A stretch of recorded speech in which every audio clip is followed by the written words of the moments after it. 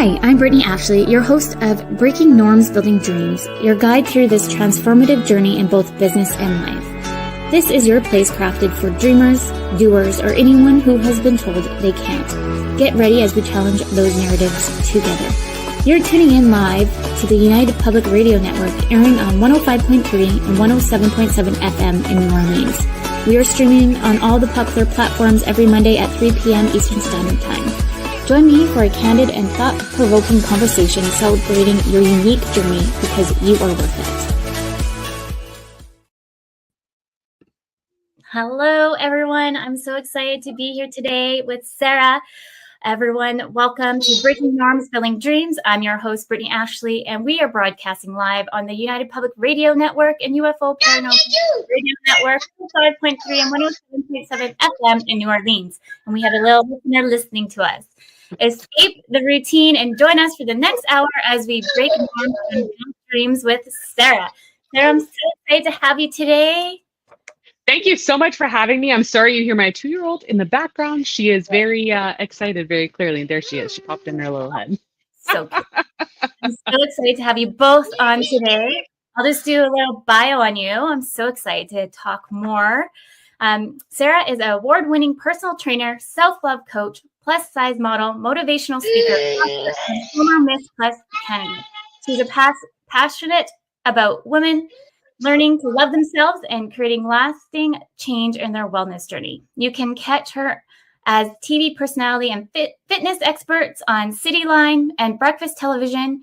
She was recently featured in Self magazines, and Glamour magazine has named her one of the top 30 fitness Instagram accounts to follow.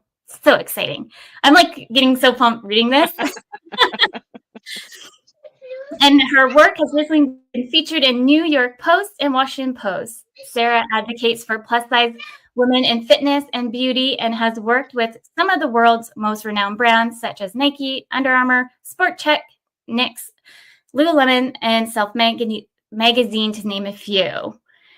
All for the goal to show plus-size women they deserve to live the life of their dreams and have a seat at the table. Love it. She has learned that being an athlete and a model has no size, and her mission is to help women on their self-love journeys through her new book, Social Influence. And in her virtual fitness studio, Sarah encourages women to live their best life, body, soul, and spirit. I'm so excited to have you. Thank you so much for having me. Okay, I know that was such a great bio. But maybe you can do more of a bio first, just kind of start off like how you started, because I bet you so many people are interested on that. Well, I definitely didn't have the experience doing what I do now. I used to work in the nonprofit sector. I did tele-fundraising, and then I did digital fundraising. So I basically helped Canada, North America's top nonprofits raise money online or via tele-fundraising. But I also went through a personal experience. Just before I was 30, I left an abusive marriage and I embarked on what I call my self-love journey. And I realized that I wasn't operating out of my value and my worth, and I was accepting what I thought I deserved, which was not much. And so when I left, I started focusing on body, soul, and spirit, how to make change, how do I heal? And that's really what my focus was. And so affirmations and journaling and all of that kind of stuff. And about 2 years into my journey, my mom said to me, okay, it's time to stop surviving. It's time to start dreaming. And so being my A-type personality, I went and got a big Bristol board and wrote out all my dreams, and down to like travel I wanted to do, instruments I wanted to play again. I wanted to be a Zumba instructor. That was something that was on there. So that's interesting to note. And then I wrote plus size modeling, and I had erased it 3 times before it actually stuck. And so that was in September. And then the following February, I had my first opportunity to model. So I went to the opportunity. Then I was invited to be with the same company. They no longer exist, unfortunately, but they did a Dragon's Den. So then I was one of the models for that. And then I got an email, are you the next Miss Plus Canada? And so I entered the pageant with no experience, covered in tattoos, which apparently was like not a thing. Originally they had said that we had to cover all of our tattoos and my whole back is done. And I'm like, how is this going to happen? And so they ended up changing the rules for me. and I ended up winning Queen People's Choice in Talent. And the interesting thing about it is it being beautiful was one of the things that like I struggled with most of my life because I had been the big girl. So I always heard, oh, you'd be beautiful if you lost weight. That was always a thing. Your pretty butt. Um, and I remember when we had to do a talent. I'm like, what the heck am I going to do for a talent? I'm not singing on stage. And all I had was my story of the journey to self-love and all the things that I had to walk through to get to where I was. And so I Mhm. wrote this spoken word, and I remember at rehearsal, I can still picture it like it was yesterday, even though it was 10 years ago. And I said it. It was the first time I had said it out loud because at this point I was practicing in my room, and I said it out loud, and it was almost like a physical release. And all the girls in the pageant stood around me and they just like hugged me because they didn't know that I had that in me because I was so shy. And so it was in that moment that I realized that I didn't get through what I got through to sit down and keep my mouth shut, but to help other women. And Mhm. so the journey kept going on. I ended up winning. I have a marketing background, so I ended up just branding myself, sharing my life online. And my whole goal was about inspiring women to see their value, their worth, and their beauty and reprogram the negative tape that plays in their head. And several years into that, fitness became a part of it. It became how I felt better about myself physically, created space for all the other things that I wanted to do as well. And then I was fat shamed at a gym after 2 years of being there. And I was like, what am I going to do about this? I'm not the only plus size woman that just wants to feel good in the gym and not be Yeah. shamed. So I ended up certifying Mhm. as a personal trainer. One of my mentors, who I'm still friends with, actually paid for half my certification because she really believed in me. And then things Amazing. just kept happening because I just kept taking one step in front of the next. I ended up opening my first studio in a shared space just after graduation. I had not taught a single class and I launched. So I just decided I'm Mhm. going for it. Yeah. Opened a gym in Toronto the following year. And then due to COVID, had to shut down, and went 100% virtual. So I'm 100% virtual now. I also now have a two-year-old that wasn't planned as well. So there's been lots of pivot, lots of change, but all around the journey to self-love, and how fitness plays a role in that as one of many elements on your journey. I love It's that. long and short. Yeah, I love that though. Thank you for sharing with all of us.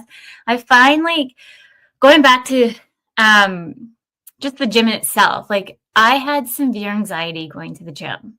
Mhm, And like I just everyone be like, you need to go to the gym and lose weight, or you need to go to the gym and have like do the exercise, do these things. And I'm like, I don't know what it is, but for whatever reason, and the gym as a whole gives me severe anxiety because I feel like I'm always being watched. I'm mhm, always being judged. Um, I personally always struggled with what I look like. And mhm, so I just love what you're doing because I think we're so drowned with social media of the negative, and so I mhm, love that you're taking and being positive light that a lot of women can connect with. mhm. Um, so with that, I'm just looking at some of our because you said a whole bunch there, so I want to like where should we digest? Where should we start with? But it sounds like overall you really want to start this journey to empower and inspire women Mhm. to self love. Can and you kind of give any kind of light to somebody who might be struggling right now, Mhm. little steps that you took to kind of start your path? Because everyone has their own journey like you do. Mhm. What's that first step? Because I find that's always like the first step that it's hard to take. Yeah, absolutely. And I would say the first step is just acknowledging that where you are right now is not serving you. And so that's usually the hardest part. And that's like with anything in life, right? Like if you're in a relationship that's not serving you, if you're in a job that's not serving you, one of the hardest things is to actually say, this isn't working for me. Yeah. Um, and it can take a lot of courage to say that because so many things are wrapped into that, right? And so Mhm. relationships, finances might be wrapped into that, so many different things, right? So it's that acknowledgement first. Mhm.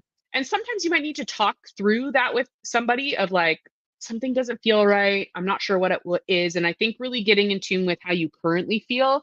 And then the Yeah. next step is seeing, what do you want to feel like? What do you want life to look like? What's Mhm. important to you? What are your values? What are you expecting life is going to look like? What are your dreams? And then from there, it's like, okay, what are some steps to start taking to go from A to B? And I think that that then becomes the overwhelming for a lot of Mhm. people. And that's where they go into the all or nothing thinking. So I'm not Yeah. happy where I am. This is where I want to be, but I'm going to change 100 things at once and get discouraged by day three.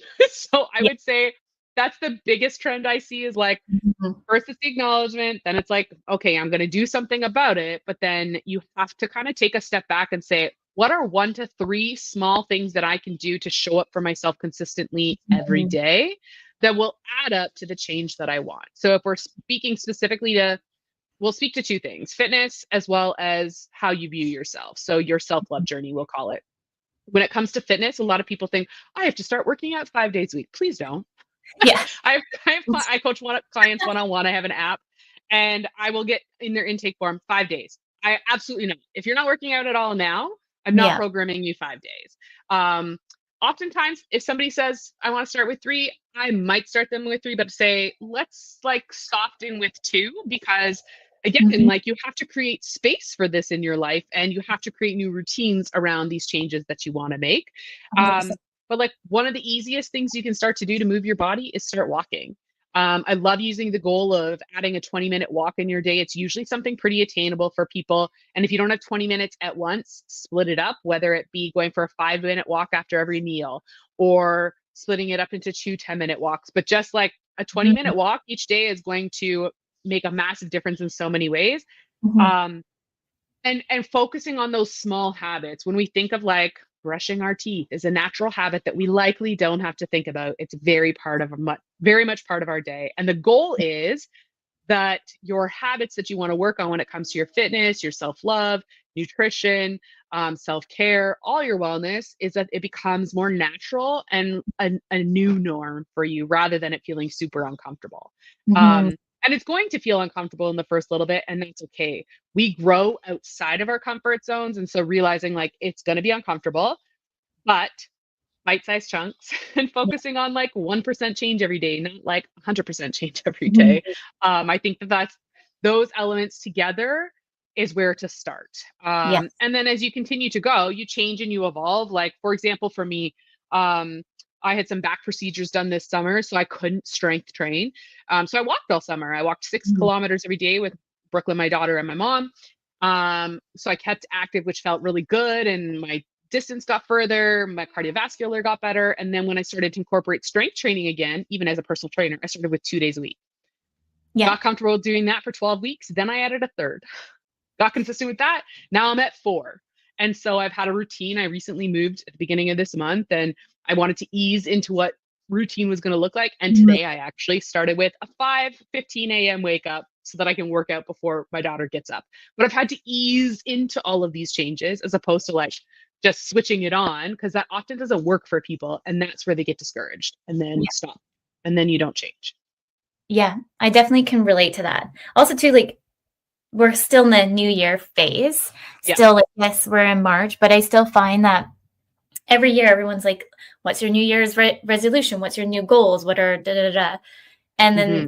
then the main one is always I'm going to go work out and get healthy, and Yeah. then I just decided not even like to even think about New Year's resolutions anymore, and just kind of like more on my birthday, I guess. I've Yeah. decided because that's my new year, new age, and what Yeah. makes sense to me kind of situation versus the new year of New Year's, and trying to think of what's in alignment to me now. Because Hmm. right now, too, like with 2 little ones, like I can't even think about, well, like we already just talked about, like I hate going to the gym, so let's be honest. Ongoing jump. There's actually my lifelong friend listening right now. She'd probably be writing in the comments being like, Brittney would get out of gym class since middle school, probably in elementary school, but we didn't even notice. That's hilarious. I worked the system and I still got A's. But I think the thing too is like the gym intimidation is a real thing. There is no dismissing that. It's very real. And so many people struggle with it, not just being plus size. Like I have clients who are not plus size. I specifically message to plus size because I am, and they can identify that I look similar to them, and that if it's possible for me, it's possible for you. With that said, again, it's a whole all or nothing. Just because you don't want to go to the gym, you might have to work up your confidence to go there. Working out at home, there is nothing wrong with it. I have literally been working out at home since COVID hit, and I just shut my gym down. I've only now gone back to a gym, which is only in my condo. That's the only reason I'm going, because it's available. But you can get an effective workout at home with not much space and not much equipment, and start building your confidence so that you feel good. And I think a lot of it comes down to not just the perception of being around people, but also the confidence in knowing how to actually do it. And I think women specifically are not taught how to strength train. So I know a lot of women who are like, I'm going to the gym to go on the treadmill because it's the only thing they know how to do, or that they feel confident enough doing, right? Yeah.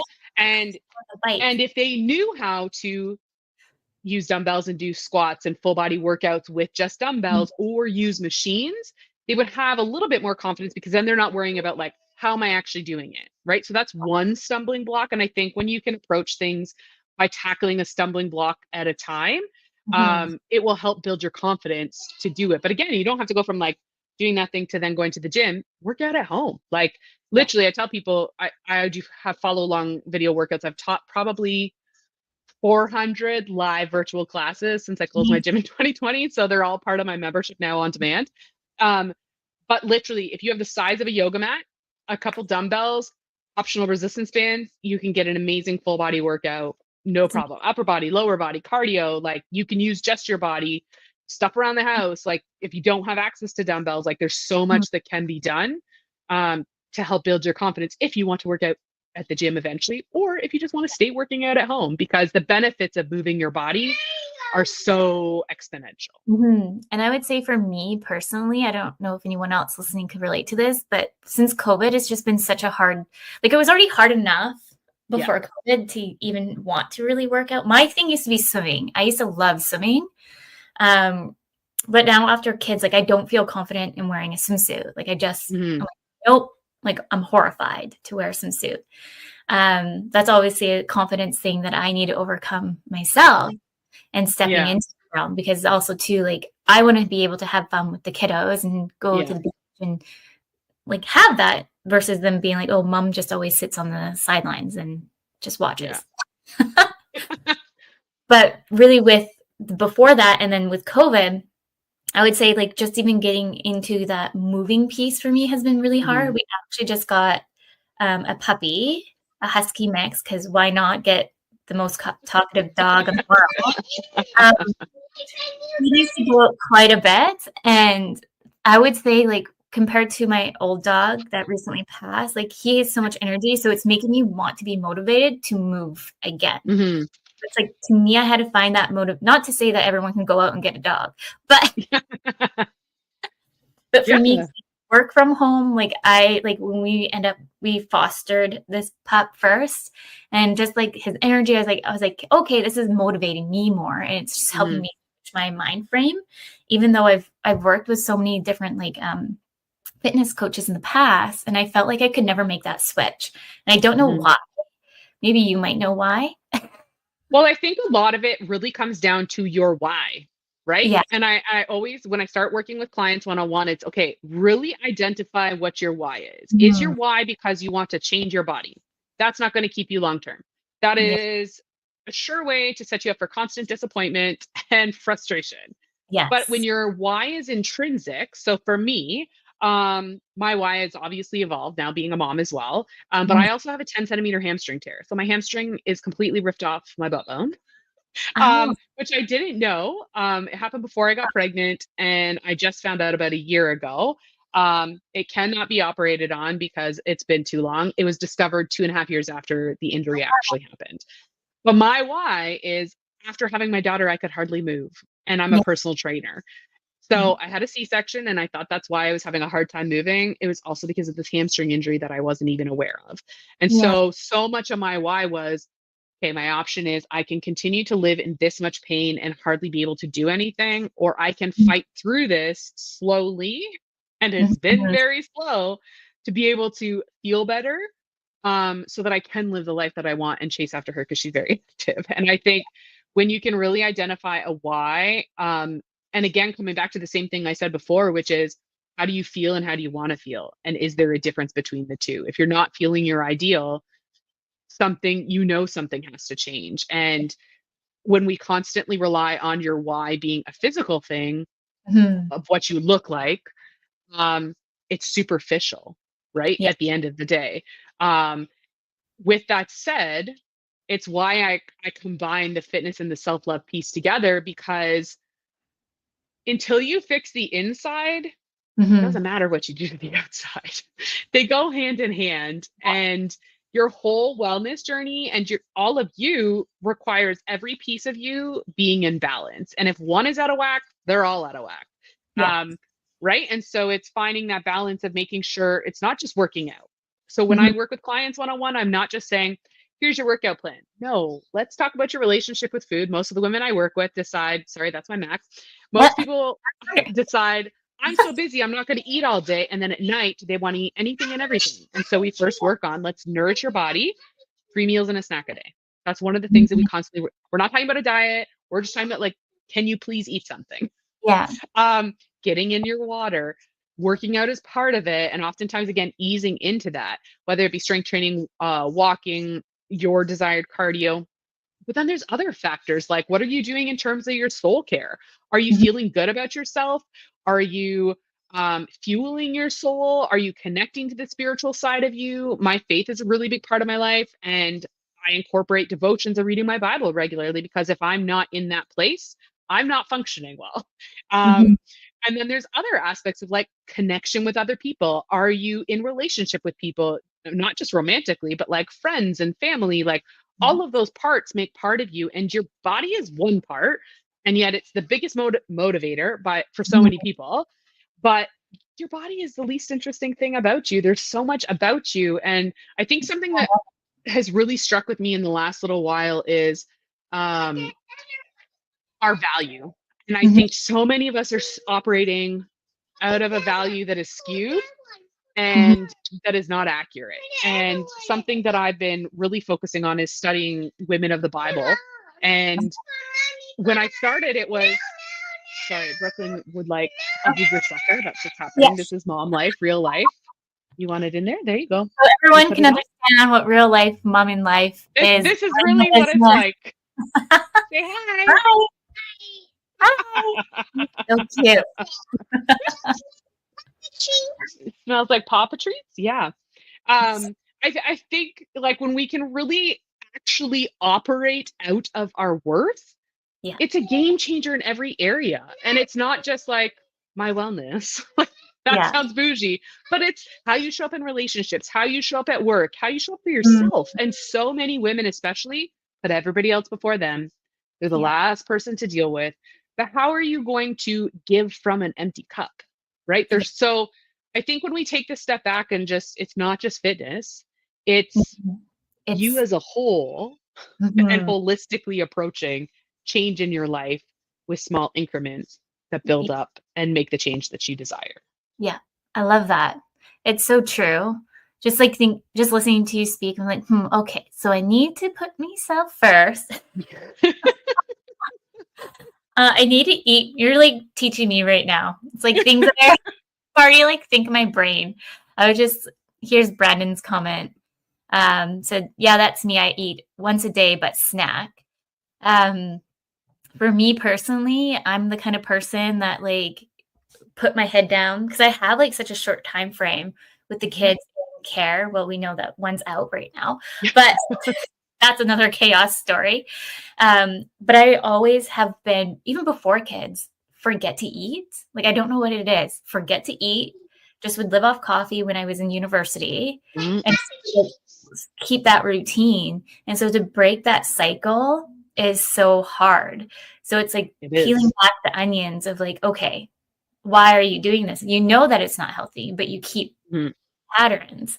And I'm like self-diagnosed with ADHD. So more I've been like reading about it. I'm like, yep, yep, yep. I'm like, okay, I need to go see someone about this because apparently I need some extra support because it is like slowly showing up in different areas in my life. But the big piece too, like you were saying about you as a person as a whole is revisiting things, maybe a past experience of different triggers of why maybe you can't show up in like a bathing suit, or maybe go to the gym. Like start thinking of the whys and then slowly picking down at them to make yourself feel better being there and taking the first step. For me anyways, like I know I've been slowly working at that. I would say ever since I've never felt comfortable in my body, but after my son, I'm even more like, nope, nope. I want to wear like my big sweaters. I want to wear like comfy, like just comfortable things. Then used to with my daughter, I was able to like somewhat dress up, feel like I do my makeup more. I don't know what it is. It's like a change, maybe with the chaos of two. I don't know. I think, but like in all honesty, what it also sounds like is there is a value piece there of you realizing your value and your worth isn't just in your body. And then also acknowledging that your body birthed two children and how magnificent that is. And if the cost is your body changed, your body changed. It doesn't make you more valuable or less valuable. I actually did a post on Sunday talking about like everybody's obsessed with the scale. And I showed a picture of myself at the same size, same weight, and I look entirely different in both. But everybody's so obsessed with what the number says that it dictates how they feel about themselves, how they show up in the world, and it can bring them down when it doesn't have to. And it's why when I coach, I don't focus on weight loss. I've never promoted weight loss. Most of the people who come see me, that's what their goal is, and that's fine. But I don't want women to be like, I want to lose weight because it's going to make me happy. Because it's not. It's not going to make the difference. It is something inside. Sorry, she danced. You can hear her. Yeah, she is. She didn't nap today, so she's like a little bit of a wild child right now. Yeah, she's shaking it. Sorry, guys. But it comes back to that conversation of like, what are you basing your value system on? And a lot of it comes with how we talk to ourselves. So when I say re-recording the negative tape that plays in our head, my tape that played was, you're fat, you're ugly, you're not good enough, you're never going to amount to anything. Nobody wants you. I felt like I had to work for love. So there was so much of that I had to heal from even recently, and realizing like, oh, I can't just like strive for that. Also, like when I was 21, my parents split and I had to work 2 full-time jobs while I was in college. And so all I knew was hustle. And so having to change that culture, even having Brooklyn and injuring my hamstring were pretty much the only things that slowed me down. And I've had to learn how to prioritize time, right? Like I work when she's sleeping. I don't normally take calls when she's awake, because now you hear why. Right? But I'm the same way. But I've had to figure out what I know that for me, now she's standing behind my screen. I've had to figure out for me how I can show up best for me, so I can show up best for her as well as all my clients. Thank you. You just want to see yourself, right? Hi. There you go. Thank you. So cute. But a lot of it's that kind of conversation, and everybody thinks, oh, I'm going to start working with a trainer. It's going to solve all my problems. I'm going to feel better about myself because my body's changing. It has nothing to do with your body. Like your body's a byproduct of whatever is going on inside. And that's why I show up the way that I show up, because I am plus size. I am a personal trainer. I am a model. I am an author. But if I didn't get over that this was what my body looked like, I wouldn't be here. Right. And like, if I can do it, anybody can do it. Right. Like it just, and I say that like so off the cuff, but like really it comes down to like, I had to make a choice, and I had to make that choice 10 years ago, that I was tired of living like feeling like I wasn't enough. And I still deal with it. Doesn't mean that like it completely goes away, but I'm mindful of it and work through it. And that's why I help other women do the same thing. Yeah. I love that. I just like overcame my fear of public speaking in front of 25, maybe 30 women. I don't know. I stopped counting because I started to get really nervous last week. And I was like, the more I count, I'm going to psych myself out.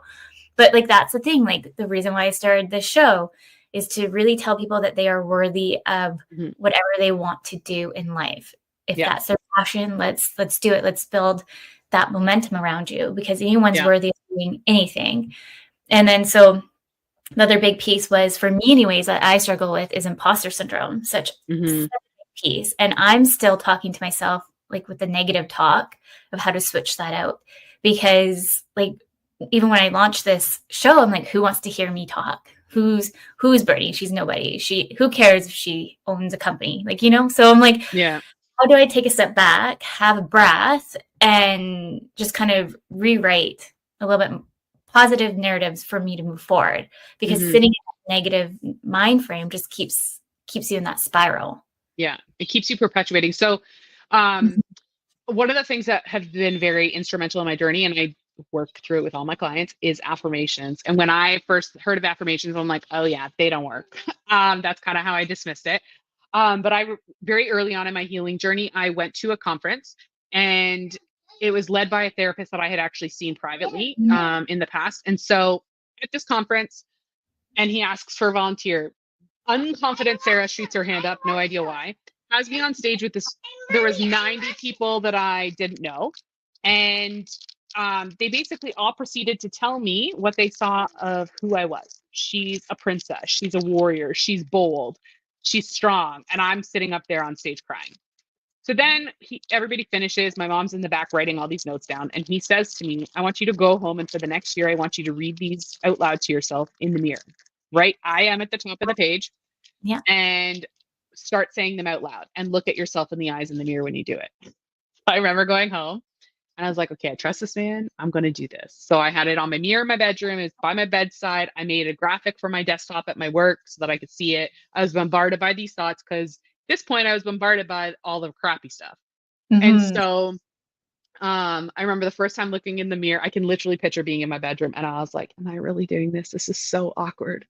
And I was like, I'm just going to do it. So I started saying these affirmations. I am strong. I am bold. I am beautiful. I'm enough. I am worthy.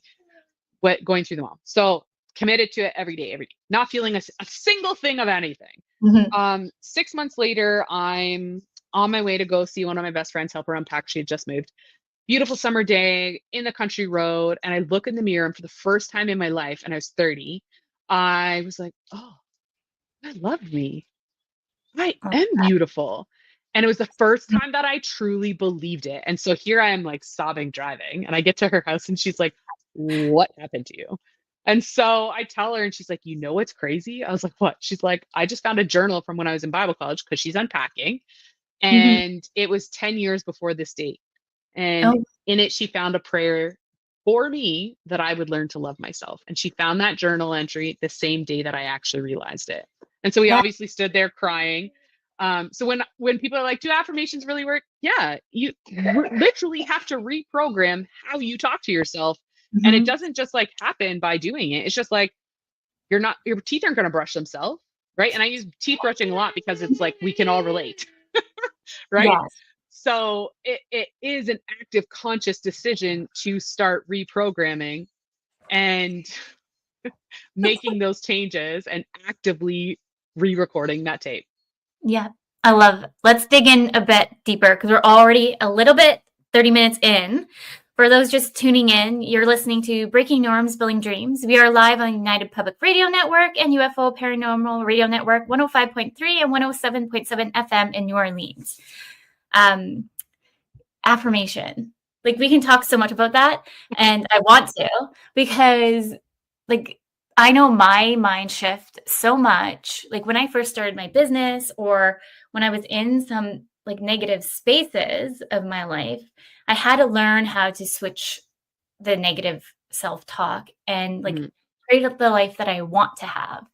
So like, I was in an abusive relationship, and I was like, no, I am worthy to have more than this. And so it's like those little things of like that shift. Like, I can't even describe it, because so many people have asked, like, how did you get out? And it's like, I can't even describe it. Like, I just really had to like pick up all my stuff and just get out when I knew it was safe, and never look back, kind of situation.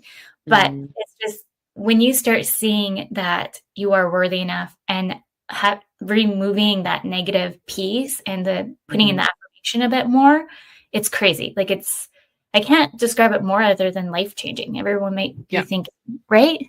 Yeah. I don't know. That is the only way to describe it, because it's like changing almost like changing your DNA, right? Like, you're going from this self-loathing, like everything is negative. There, it doesn't feel like anything positive. And then when you are able to transition, and some people don't go from like negative to positive, there's a neutral, and like it's all part of that process, right?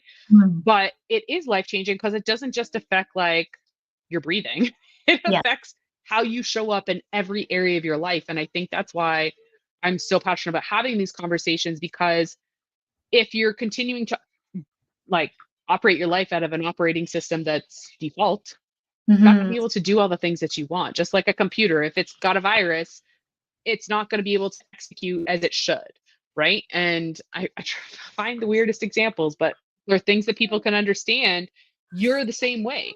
If your mainframe is fried, how are you going to show up in every other of your area of your life to a place that you actually feel empowered about? Exactly. Yeah. No, 100%. I used to also work in a very toxic work environment.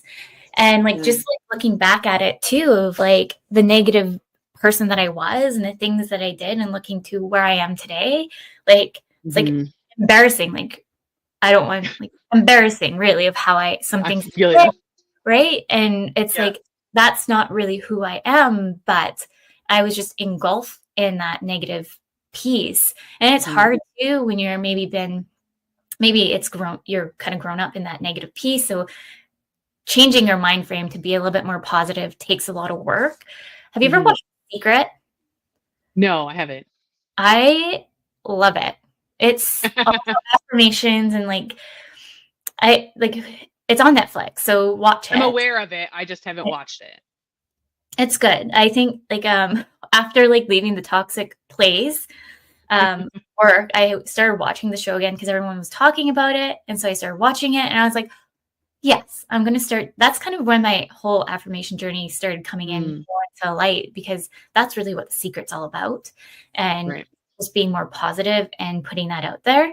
Because let's be Mhm. honest, are you wanting to be hanging out with somebody who's all like negative Nancy or Mhm. positive and putting that energy out and cultivating a safe place? I want to be in Yeah. that space Yeah. personally. Yeah, I totally agree. And I think oftentimes too, it's really hard for people to know what step it is to take when you're in a situation. Like we both can probably relate being in abusive situations, that when you're in it, you excuse a lot of the red flags that start to happen. And then when you're in it, it's almost like you're blind to what's actually happening. And Mhm. it's only once you're out that you realize how much of your peace was robbed.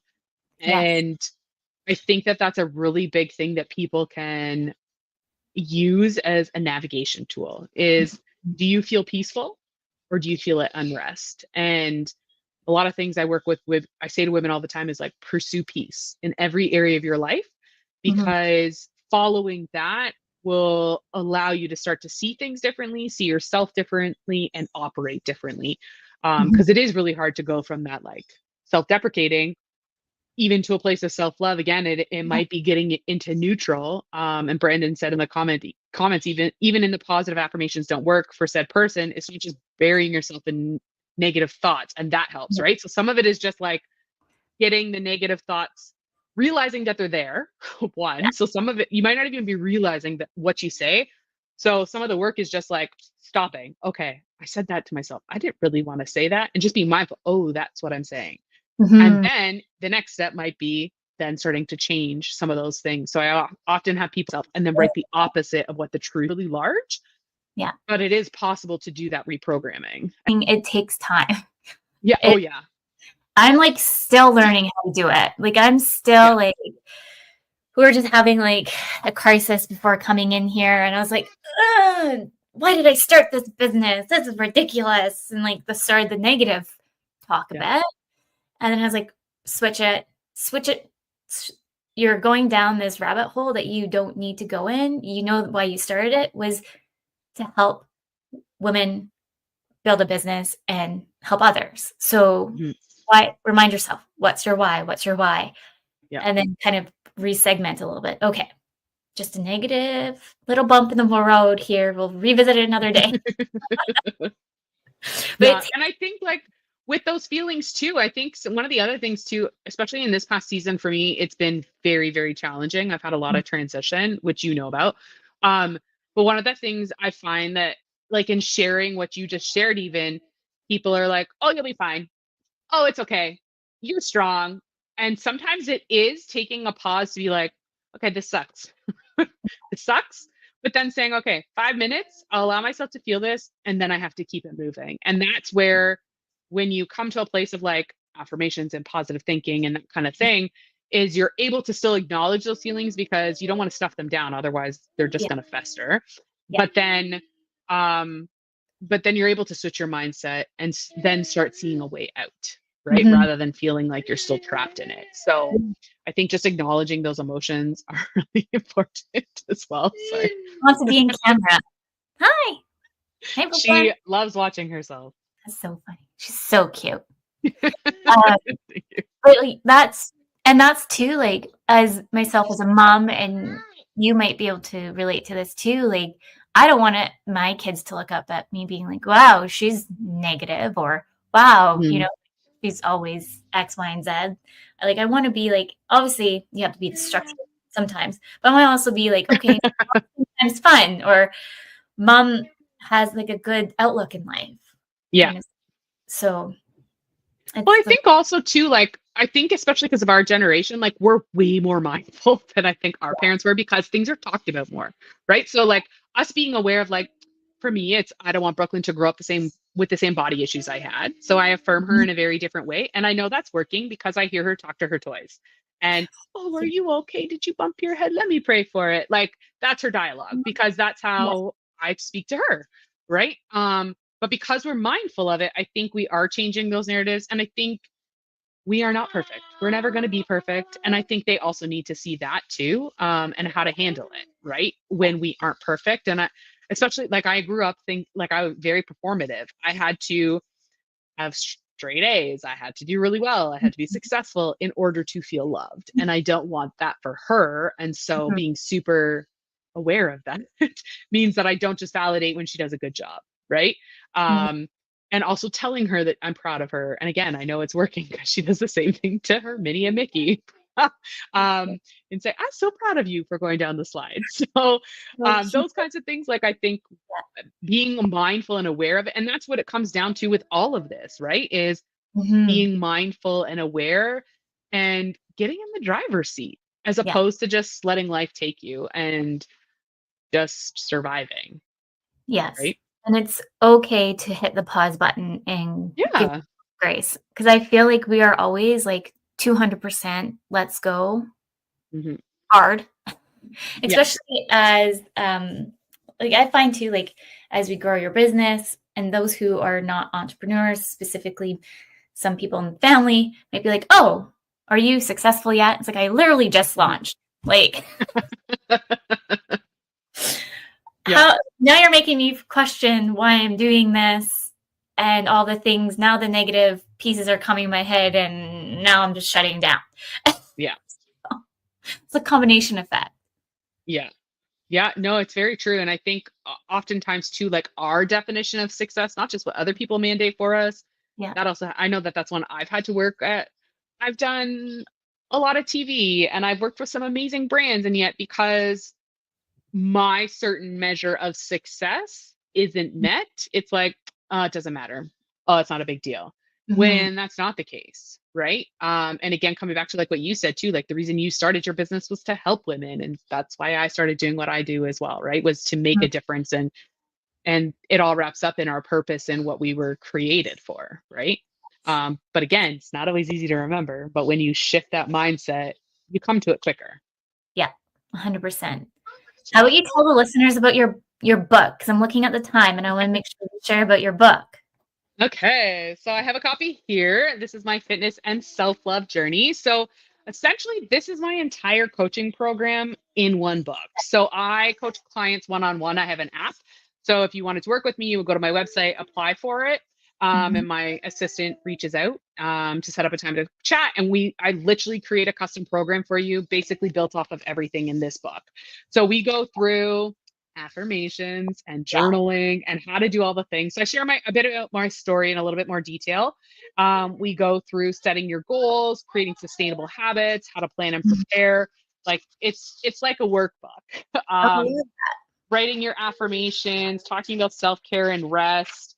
Um, practicing your affirmations, getting comfortable with the mirror, some actual like specific mirror work. Again, it's like a full workbook, but then you get into actually being able to track your journey. So it's 12 weeks of tracking. So you have everything's in 4-week cycles, which is how I train my clients as well. So it's undated, so you can do this multiple times. Your goals for the month. I like to set intentions. I think it's important. And then endless possibilities. So I usually like to just kind of like, this is usually what I write as my prayer for the month of what my hopes are for the month. And then a week in advance. So you can kind of plan out when your workouts are going to be. So I often recommend when it comes to figuring out how and when you're going to work out is take a look at your calendar, put in all the things you have to put in, and then plug in your workouts where it's going to work for your lifestyle. If you want to work out at 5, but that's really not going to work for your day, you're not working out at 5. So you got to put it in, plan ahead, and then you can track every day. So we have something you're grateful for every day. I think it's really important to be mindful of what you're grateful for, your affirmation of the day, your goals for the day in terms of your wellness. So I usually put what my workout is for the day, my walk, hitting my 10K steps, drinking my water, and then anything else. Like, I think it's really important to have a tracker that's not just fitness, but also like what else? Like Brooklyn starting daycare on Wednesday, right? Like those kinds of things. Total steps so you can track them. I really think it's important. I love having a steps goal because it just makes me mindful to be active through the day. Tracking your water to make sure you stay hydrated, and then your mood for the day. And really the reason for having your mood for the day is just to draw some conclusions. How do you feel on a day you work out versus how you feel on a day you don't work out? How you feel on a day you're nourishing your body or you're not, or you're around people who are negative, right? Like those are the kinds of things we want to draw conclusions of so that we do more of what makes us feel good, less of what makes us feel pretty crummy. And then good things that happen that day. So I love to have this as a like place for celebration as well as a marker. For example, I just found out today that I'm going to Montreal on Sunday for a campaign with Pennington. So that will be in mind today. Amazing. So you have 7 of those. Thank you. 7 of those for the week. And then you have a weekly reflection. What were my wins for the week? What are my opportunities for this coming week? Rather than seeing it as I failed at something this week. It's more of a positive mindset of like, what are my opportunities? What can I do different this week? And then what do I need to make this happen? A habit tracker for the week. And then like, you can just process your thoughts and give yourself a rating. And then it repeats. So it really is like a program in one. And then I also have a refill version. So if you don't want the book every time, there is a refill version that's half the price and it's just the 12 weeks of tracking. I actually personally use it. I've been using it every day since January 1st. I love actually writing it down and feeling proud at the end of the day. Showing up and like checking something off that you've done it actually helps build your confidence, self-confidence even more because you've just followed up on a commitment you made to yourself. So it's really valuable. And it gets you kind of sitting down to kind of in quiet, if you can,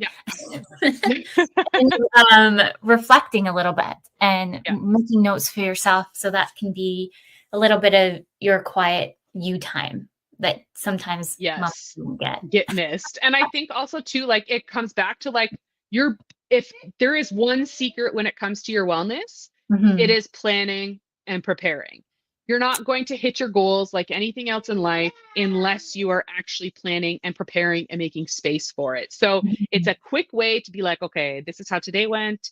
I didn't like how today was. What can I change it for tomorrow? And so like, it's literally just having that little quick check-in time. And for me, it, like you said, is part of that self-care. So I do mine every night before bed, and then I journal as part of my wind down routine for bedtime to help prepare me, do a brain dump. So that I'm not thinking about all the things while I lay down, which I know is something that a lot of women struggle with. So just a lot of those little tools to help on that journey, because it can feel really daunting, but it doesn't have to be. Now it's so natural. And it's been 10 years for me doing this kind of stuff.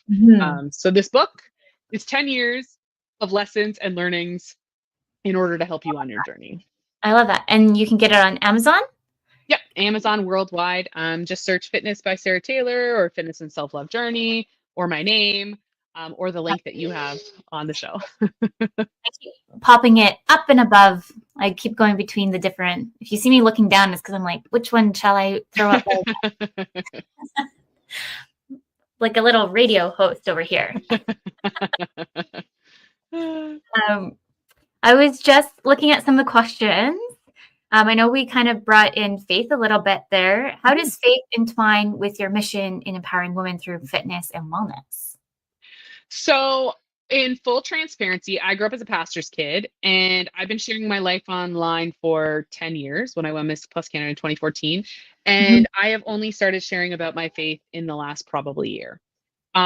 It's something that I would like just kind of like bypass, but not actually go into detail. But if it wasn't for my faith, I would be here. So much of my journey is wrapped into me really seeing how God sees me and seeing me as worthy. And with that, I also know that like not everybody resonates with the Christian faith.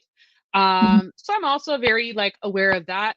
With that said, I've attracted a lot of clients and women who are of the Christian faith. And so Mhm. some clients are like, don't bring up faith in my stuff. I've never actually had somebody say that, but I'm not pushy with it. Yeah. um, but also I have clients who are like, I really appreciate that you talk about doing your devotions. Can that be one of my habits in our coaching program? And so I do think it's important because we are made of body, soul, and spirit, and it is an element that we need to take care of. And so I'm happy to share the things that I've learned and discovered. And I also recently just graduated seminary. Yeah. I did a virtual, just a small one, but it was specifically for women to learn how to preach. And so I just graduated that at the end of January. So just trying to add to my skills and how I can communicate a little bit more effectively when it comes Mhm. to the things of the Bible. But I think the thing I'm passionate most about when it comes to the Bible is women in the Bible, because there are so many amazing women in the Bible. My name personally comes from biblical reference, Sarah and Ruth. And Sarah in the Bible is somebody who had great promise that felt impossible. She had a baby Mhm. at 90. And I resonate a lot with that as part of my journey. And then Ruth is somebody who has been redeemed and who had great purpose and destiny out of great pain. Again, a lot of who I am. And so I think it's really cool to take lessons from the Bible and then apply it to our everyday life and how it applies to us as women Mhm. and attributes we can strive to as women and women to look up to in the Bible. I think that that's my niche is like digging into that a little bit more. So I'm currently studying women of the Bible and just kind of like soaking in that. Not sure quite yet what that's all going to look like, but I know that it'll come. So Yeah. I was like, very big were you part of the my one who brought up that you were doing that before? Because I feel like I'm having like deja vu. I don't know. Someone told me about the Bible before. I feel like it was last week. It Somebody might was have been me. Oh yeah, because I shared that specific story in my in my Instagram. okay. I was like, am I Yeah. having some deja vu right now? What's happening? No, I definitely shared it. um, yeah, my family is we grew up as Christian and baptized, and then we also are Catholic.